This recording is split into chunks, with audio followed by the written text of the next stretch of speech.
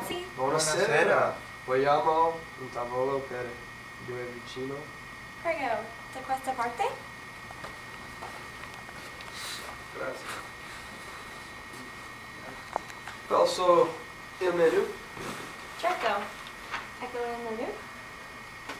Il menù? Grazie. Ok. Ho un po' di fame.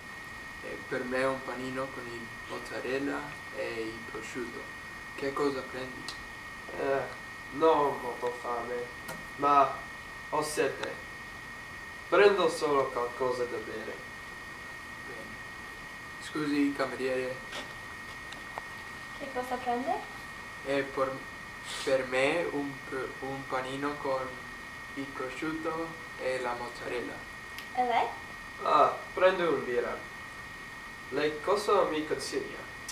Birra o in lattina o birra in bottiglia? Birra in bottiglia.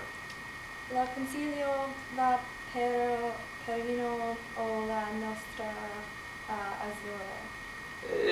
Il prendo la Perino. Certo.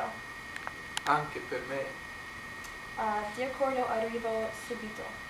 Grazie. Grazie. C'è la partita di calcio in televisione. È la mia squadra preferita, la Roma. No, preferisco la Lazio. Scusi, preferisca la Lazio? Perché? Sì, perché vincono sempre. Vuoi giocare a calcio? No, ma mi piace guardare.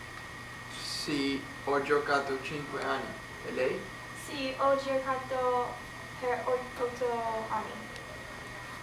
Il tuo ordine è pronto. Buono. Ecco il Oh, grazie mille. Grazie mille.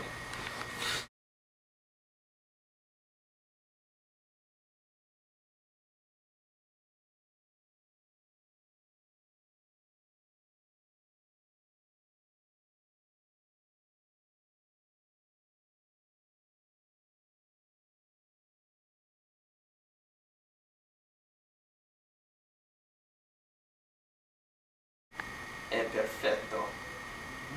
E il conto, per favore? E il vostro numero di telefono?